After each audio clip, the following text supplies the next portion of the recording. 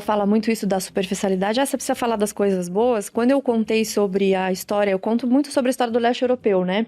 Eu fui em vários museus lá, conversei com os guias, comprei material, documentários e tal.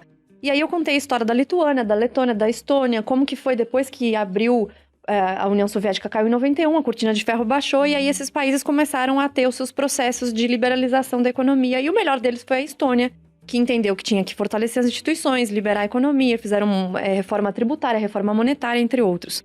E aí umas pessoas falando assim pra mim, mas você... Uma das coisas que um dos guias me falou é que uma calça jeans era tido como um negócio, um item de luxo muito grande na época antes de acabar a União Soviética.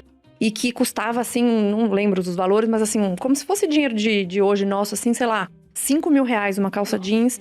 E era muito difícil de conseguir comida, etc, etc. E eu contei essas histórias todas uma vez num post no Facebook. E o cara falou assim, mas você está falando de coisas superficiais. Quem vai pensar em calça jeans quando está passando fome? Eu falei, então, mas ele não tinha nem calça jeans e também estava passando fome. Eram as duas coisas. E o ponto de falar da calça jeans é que é uma coisa que para todo mundo é uma coisa muito simples. E o que Mises fala no livro As 6 Lições é que a diferença, a desigualdade entre pobres e ricos em países ricos como os Estados Unidos é a qualidade ou o tipo de coisa que você vai comprar. Mas todo mundo consegue comprar uma calça jeans. Tem calça jeans de 20 reais e tem calça jeans de 5 mil reais. Daí depende da tua realidade, mas todas cumprem o papel de serem uma calça. Todos se veste com elas. Ele se veste com a calça, todo mundo tem carro. Então, ou é um Chevrolet, ou é um Rolls Royce. Então, assim, a diferença tá na marca. E você pode trabalhar pra conseguir o melhor. Pra conseguir. Você tem o único jeito de você ter ascender, né, ter mobilidade social é através disso.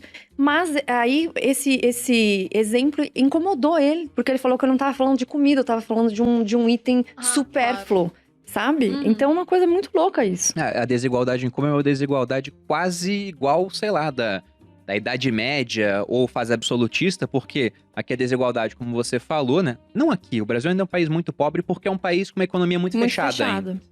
A gente é muito parecido, de certa maneira, com países em termos econômicos, né, mais próximo do socialismo do que do capitalismo. É uma economia muito restrita. Lógico que comparando com Cuba, a gente é muito melhor, muito superior. Antes de conhecer os Estados Unidos, eu achava que o Brasil falava, era o melhor dos mundos. Sim, aí quando conheci os Estados Unidos, Nova York me marcou. Eu sempre falo Nova York. Né? Nossa Senhora, é maravilhoso. Foi o lugar que eu fui até hoje que eu me senti mais livre. E vou te falar... E eu sentia isso aqui no Brasil, mas quando conheci a realidade dos Estados Unidos... Tudo depende de ponto de vista, Mas né? eu vou te falar que nos Estados americanos, a gente pesquisou que a gente ia mudar pra lá esse ano, os 3 estados menos livres economicamente são Havaí, Nova York e Califórnia.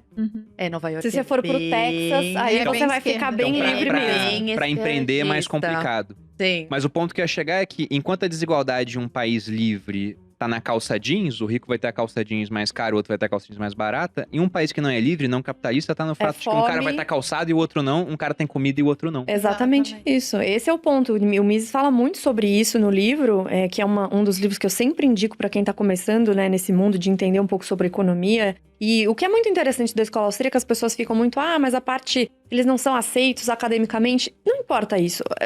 Leia um livro. A defesa dos princípios da liberdade, eu acho que é o mais importante da escola austríaca, que também tem a questão dos cálculos, logicamente, mas a liberdade e a forma como ele coloca de uma maneira muito simples. Então ele fala, todo mundo está preocupado com a desigualdade dos países mais pobres, né? Tá preocupado com a desigualdade dos mais ricos e dos mais pobres, mesmo quando os mais pobres estão subindo de vida ao passo que os ricos também estão. Mas a maior desigualdade, o maior problema de desigualdade não é esse. A desigualdade pior está entre os países pobres e os países ricos. Pessoas pobres em países pobres e pessoas consideradas pobres em países ricos, a desigualdade é imensa. E qual que é o problema dos países mais pobres? Falta de liberdade econômica. Os dados mostram isso. Falta de facilidade para empreender, de ter tranquilidade para fazer o seu pagamento de imposto. Aqui no Brasil é uma loucura tributária, todo mundo que empreende sabe disso. E aí falam assim, não, mas a gente quer mais Estado para corrigir um problema que o Estado causou em primeiro lugar. É uma maluquice, assim, que eu não consigo entender, não faz parte da lógica. E aí as pessoas me perguntam, mas como que você nunca foi de esquerda em algum momento? Eu sempre trabalhei no mercado financeiro.